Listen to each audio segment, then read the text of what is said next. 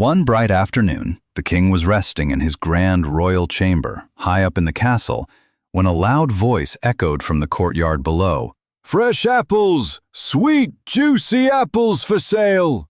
The king rose from his bed and looked out the tall, arched window.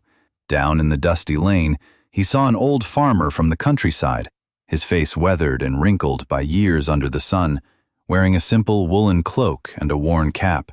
He was leading a skinny donkey loaded with two large baskets overflowing with bright red, ripe apples.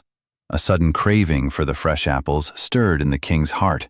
He called for his prime minister and ordered, "Go to the royal treasury and take 5 gold coins. Bring me the best apple from that farmer." The prime minister went to the treasury, took out 5 gold coins, and handed 4 of them to his deputy, saying, "Take these 4 gold coins and buy 1 fine apple for His Majesty the King." The deputy kept 3 coins for himself and gave the remaining one to the castle steward, instructing, "Here's 1 gold coin. Go and fetch a good apple for the king." The castle steward took 2 coins from his pocket, after keeping 1 for himself, and called the chief guard. "Take these 2 gold coins and quickly buy an apple from the man selling them near the gate."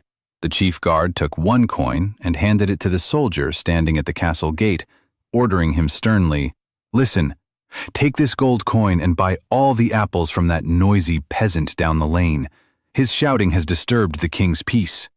The soldier rushed out, but instead of paying, he grabbed the poor farmer by the collar and shouted, "You ignorant peasant!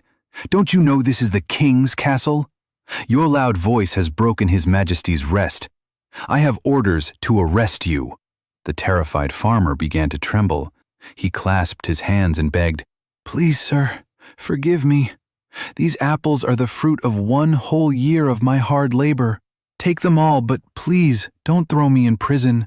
The soldier quickly seized both baskets.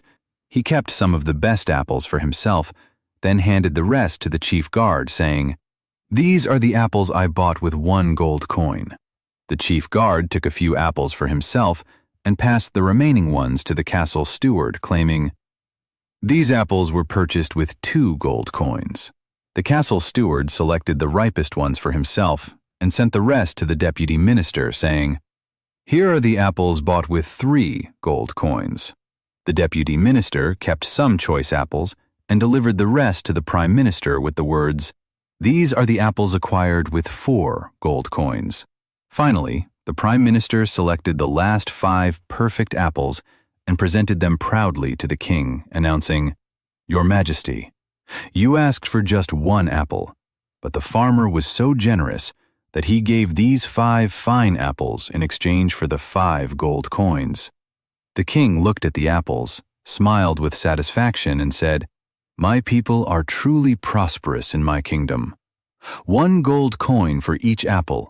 What a fair deal. It is time we raise the taxes again, so that we can properly fund the royal expenses." Just a few weeks later, heavy new taxes were imposed on the common people. Workers began to starve for bread, farmers fell deep into debt, and the markets became empty and lifeless. Poverty spread rapidly across the land.